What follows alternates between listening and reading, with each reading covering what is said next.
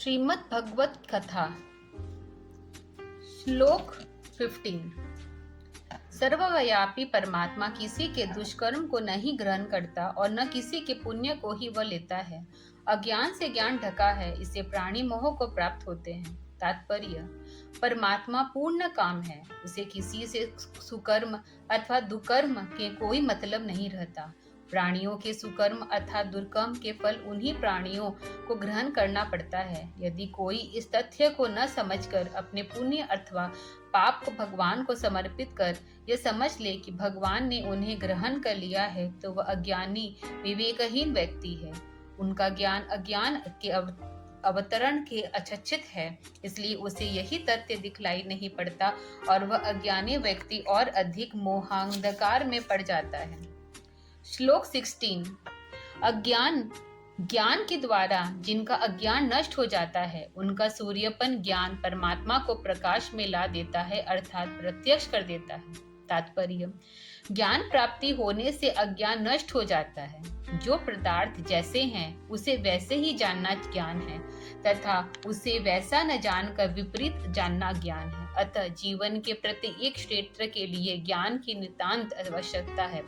ज्ञान की तुलना यहाँ सूर्य से की गई है। सूर्य के प्रकाश से अंधकार नष्ट हो जाता है। ज्ञानालोक के सारे पदार्थों की परमात्मा से लेकर परमाणु तक की भ्रांति रही जानकारी अर्थात प्रत्यक्षानुभूति हो जाती है। इससे वह ज्ञानी पुरुष उन पदार्थों का अपने जीवन में उपयोग कर जीवन सफल कर लेता है। अतः ज्ञान की महती महिमा है।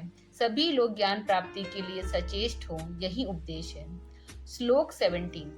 जिनकी बुद्धि आत्मा तथा निष्ठ परमात्मा में ही स्थित है और जो परमात्मा प्राण है, जिनके सारे विकार ज्ञान द्वारा नष्ट हो चुके हैं, वे आवागमन जन्म मरण के बंधन में नहीं पड़ते, अर्थात मुक्त हो जाते हैं। तात्पर्य: परमात्मा की प्राप्ति तथा परमात्मा ज्ञान के पश्चात वह महापुरुष परमात्मा के अतिरिक्त अन्य किसी पदार्थ की ओर उन्मुख नहीं होता, क्योंकि परमात्मा से बढ़कर आनंदप्रद अन्य कोई भी वस्तु नहीं है। ऐसे महापुरुष की बुद्धि, आत्मा और निष्ठा निरंतर परमात्मा में ही स्थित रहती है। ज्ञान के प्रकाश में इनके पूर्वकृत, संचित एवं वर्तमान क्रियामाण सभी शुभाशुभ कर्म नष्ट हो जाते हैं। श्लोक 18। ब्रह्मज्ञानी विद्वान पुरुष विद्या तथा विनय से युक्त ब्राह्मण है। गाय में, हाथी में, कुत्ते में तथा चंडाल में संभाव से ब्रह्म को दर्शन कराते हैं। तात्पर्य: विद्या विनय संपन्न ब्राह्मण जगत का सर्वश्रेष्ठ प्राणी है। विद्या दो है, परमा एवं परा। चूंकि यहाँ केवल विद्या शब्द का ही प्रयोग हुआ है, अतः इसे परा एवं अपरा दोनों विद्याओं को समझना चाहिए। चारों वेद, दर्शन, उपनिषद, संत साहित्य एवं सांसारिक अन्य सभी विद्याएं अपरा है। परा विद्या परमात्मा का ज्ञान प्रत्यक्ष साक्षात्कार करने वाली वैज्ञानिक विद्या है। इसे ही ब्रह्म विद्या, मधु विद्या, सहयोग विद्या, विहंगम योग, मीन मार्ग, देवयान पथ आदि नामों से संबोधित किया जाता है। दोनों विद्याओं का ज्ञाता एवं परमात्मा को प्राप्त किया हुआ व्यक्ति विनम्र हो तो उसे ब्राह्मण कहेंगे। ऐसे पुरुष की आत्मा महान एवं पुण्य है। दूसरों की और चंडाल श्रेणी में लोग निम्न रतनीय व्यक्ति हैं। उन्हें युक्त विद्याओं का कोई भी ज्ञान नहीं रहता। इनका जीवन स्तर निम्न होता है। आचार विचार ही ये समाज में निचले स्तर में लोग हैं। परमात्मा प्राप्ति के पश्चात व्यक्ति की दृष्टि में सर्वव्यापी परमात्मा सभी स्थलों में एक एवं वही प्राणियों में प्रत्यक्ष अनुभव में दिख पड़ता है। उक्त सभी देहधारियों में उस परमात्मा की चेतन सत्ता को वह महापुरुष देखता है, उसे भेद बुद्धि नहीं रहती। श्लोक 19। जिनका मन समत्व में स्थित है, उन्होंने इसी लोक में अर्थात इस जीवित अवस्था में ही संपूर्ण संसार को जीत लिया है। ब्रह्म निर्दोष और सर्वव्यापी है, अतः ब्रह्म में स्थित होने के कारण वे ही निषेध एवं समदर्शी हैं। तात्पर्य: सबसे समान रूप से ब्रह्म का दर्शन करना, साक्षात अनुभव करना परमात्मा प्राप्त महापुरुष के लिए संभव है। ऐसा महापुरुष इस संसार में रहकर सारे कर्मों को करता हुआ संसार रूप बंधन को जीत लेता है। ब्रह्म में सदा स्थित होने के कारण वह ब्रह्म जैसे निर्देश और समता भाव पत्र हो जाता है। वह जीते जी जीवन काल में ही ब्रह्म को प्राप्त कर जीवन मुक्त अवस्था को प्राप्त करता है। श्लोक 20।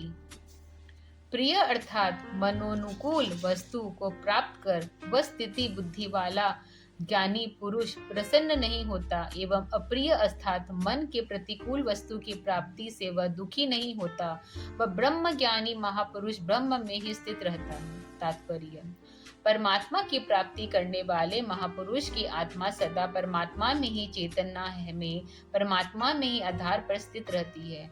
उसकी और परमात्मा के बीच प्रकृति का आवरण नहीं रह जाता। परमात्मा सर्वव्यापी एवं सर्वाधार है, अतः जड़ चेतन और सारे पदार्थ उसमें ही उनके आधार पर स्थित है। किंतु परमात्मा प्राप्त योगी एवं सारे प्राणी एवं पदार्थों की परमात्मा में स्थित एक समान नहीं है। इनमें अंतर यह है कि योगी और परमात्मा के बीच में प्रकृति अर्थात पंच तत्वों की निर्मित इंद्रियां, मन प्रमाणादि का आवरण नहीं रहता, जबकि अन्य सभी जग चेतन पदार्थों में सब प्रकृति का आवरण रहता है। पंच तत्व तीन गुण सत्व रज तम एवं इनमें बने सारे सूक्ष्म एवं स्थूल पदार्थ प्रकृति हैं। योगी सूक्ष्म प्रकृति मन बुद्धि चित्त अहंकार एवं स्थूल प्रकृति पंचतत्व तीन गुण आदि से अपनी चेतना को योग कला द्वारा पृथक कर परमात्मा के चेतन रूप में जलमीनवत सदा स्थित रहता है। ऐसे योगी को प्रिय तथा अप्रिय पदार्थों की प्राप्ति से सुख दुख की अनुभूति नहीं होती, क्योंकि उसकी आत्मा ब्रह्मानंद में निमग्न रहती है। श्लोक 21। संसारिक भोगों में आसक्ति रहित आत्मा जो आनंद परमात्मा में प्राप्त करती है, वह ब्रह्म के योग की युक्ति द्वारा जुड़ी हुई ऐसी आत्मा अक्षर अविनाशी शाश्वत आनंद को उपभोग करती है। तात्पर्य: आत्मा की चेतन शक्ति मन को साथ लेकर इंद्रियां के मध्य में संसारिक विषयों का स्पर्श अर्थात भोग करती है। इस अवस्था में आत्मशक्ति बहिर्मुख हो जगत के सुख दुख का अनुभव करती है। श्लोक 22। पूर्वोक्त आत्मा द्वारा इंद्रियों तथा विषयों के संपर्क से प्राप्त भोग है, वे आदि और अंत वाले अनित्य तथा दुख को उत्पन्न करने के कारण स्वरूप है। हे अर्जुन, बुद्धिमान पुरुष उनमें स्मरण नहीं करते, अर्थात उनकी प्राप्ति के लिए चेष्टा नहीं करते। तात्पर्य: आत्मचेतना के बहिर्मुख होने पर मन एवं इंद्रियां के द्वारा जो विषय भोग सुख दुख आदि प्राप्त होते हैं, वह अनित्य एक रूप में सदा रहने वाली नहीं है। उनका प्रारंभ भी होता है और अंत भी होता है, अतः वे दुख के कारण हैं। सांसारिक सुखद पदार्थ निरंतर परिवर्तनशील होते हैं तथा उनका विनाश होता रहता है, अतः उनमें निरंतर सुखोपलब्धि संभव नहीं है। यही कारण है कि विवेकी पुरुष ऐसे अनित्य भोगों के प्रलोभन में आकर्षित नहीं होते और वे परमात्मा प्राप्ति स्वरूप शाश्वत एकरस आनंद की इच्छा रखते हैं। श्लोक 23। जो व्यक्ति अपने शरीर त्याग के पूर्व अर्थात जीवन काल में काम क्रोध से उत्पन्न वेग को इस संसार में सह लेता है, अर्थात उनके वेग में अपना संतुलन नहीं खोता है, वह योगी और सुखी है। तात्पर्य: मानव जीवन में पूर्व में भोगे हुए विषयों का उपभोग करने की इच्छा होती है, क्योंकि संसारी कोई भी विषय सुख शाश्वत नहीं है, इससे तृप्त नहीं होती। सुख भोग काल की समाप्ति होने पर वह सुख भी समाप्त हो जाता है। पुण्य उस सुख प्राप्ति की इच्छा ही काम है। इस इच्छा की पूर्ति में रुकावट होने के अथवा अपने मनोनुकूल कार्य न होने में क्रोध होता है। काम और क्रोध से दोनों मानव मस्तिष्क को झंझोर कर देने वाले वेग हैं। मनुष्य इस स्थिति में अपना विवेक खो देता है, उचित अनुचित कार्यों का ख्याल न रखकर उनके वेग में बह जाता है, वह अनर्थ कर डालता है और उसे दुष्ट परिणामों के भोगने के लिए बाध्य होता है। योगी ही ऐसी महापुरुष है जो काम क्रोध के वेग को भी अपना संतुलन नहीं खोता, क्योंकि योगी मन एवं इंद्रियों से पृथक रहकर सचेतना सत्ता में परमात्मा में युक्त रहता है। श्लोक 24। जो पुरुष अपनी ही अंतरात्मा में सुख का अनुभव करता है और जो अपनी आत्मा ही क्रीड़ारत रहता है, वह योगी है। वह ब्रह्मनिष्ठा होकर मोक्ष को प्राप्त करता है। तात्पर्य: प्रकृति में जो सुख है उसे आत्मा मन इंद्रियादि के द्वारा भोगता है। वह सुख सक्षित अनित्य है। प्रकृति से सारे चेतन मंडल में शुद्ध रूप से स्थित ऊर्ध्व त्रिपाद में परम ब्रह्म सत्ता अनुभवमय है। वही सिद्धानंद है। वह परमात्मा सर्वव्यापक भी है। अतः आत्मा के अंदर अंतरात्मा के रूप में ओतप्रोत स्थित है। जो महापुरुष अपनी आत्मशक्ति और गुरु विधान से प्रकृति के अवयवों से पृथक कर अंतरात्मा में स्थित परमात्मा के रमण करता है, अनुभव आनंदरत है, वह योगी है। आत्मा और परमात्मा के इस संयोग को ही योग कहा गया है।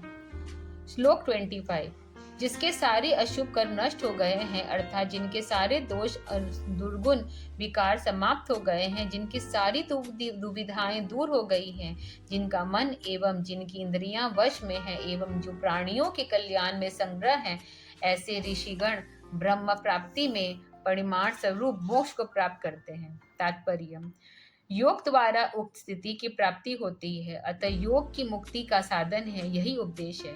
योग के अभ्यास में मन एवं इंद्रियां वशवर्ती होती है। तत्पश्चात आत्मा का संबंध ब्रह्म विषयों में छूट जाता है। आगे चलकर साधना की गहराई में आत्मा में मन प्राण के पृथक अपनी भूमि में रह जाते हैं। तब आत्मा का अपने चेतन स्वरूप प्रकट होता है, जो प्रकृति और प्राकृतिक सारे विकारों को उन्मुक्त दोष गुणरहित प्रत्यंत दिखलाई पड़ता है। ऐसी स्थिति में आत्मा के अंदर स्पष्ट निभ्रांत ज्ञानोपय होता है और क्यों कैसे आदि की भ्रांतियां दुविधाएं समाप्त हो जाती है। इस प्रकार की स्थिति में आत्मा अन्य शरीरधारियों में अपने जैसे चेतन आत्मा का अनुभव करता है और उसमें कल्याणार्थ चेष्टा होता है। श्लोक 26: काम क्रोधादि दोष रहित आत्मज्ञान संपन्न योनियों का सब ओर से परब्रह्म का ही अनुभव प्राप्त होता रहता है। तात्पर्य: इस शरीर में रहते हुए ही जिस महापुरुष ने योग के विज्ञान के द्वारा अपनी आत्मचेतना को इंद्रिय समूह एवं अंतकरण से पृथक कर अंतर्मुख स्थिति में ला रखा है, वह आत्मज्ञान संपन्न जितेंद्रिय योगी काम क्रोधादि षट विकारों से मुक्त हो गया है। श्लोक 27, श्लोक 28: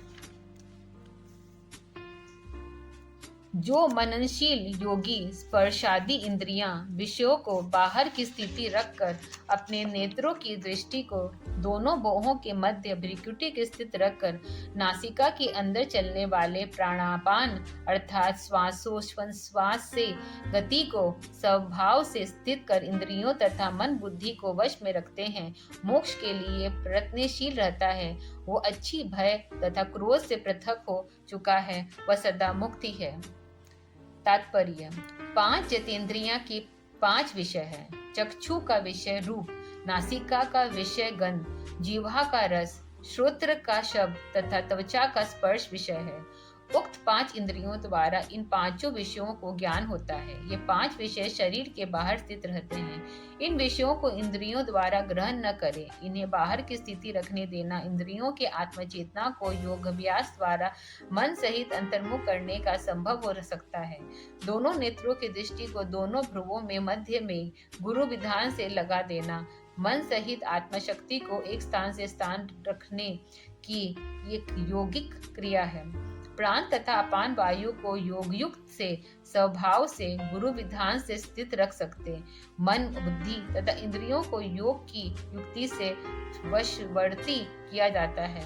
अच्छी भय तथा क्रोधादि वेग अंतःकरण से योग विद्वान से सदा पृथक करने का सहज ही दूर हो जाते हैं। इस स्थिति को प्राप्त मोक्ष के लिए प्रयत्नशील व्यक्ति मुमुक्षु अपने जीवन काल में ही सारे बंधनों को छूटकर अनंत शांति को प्राप्त करता है।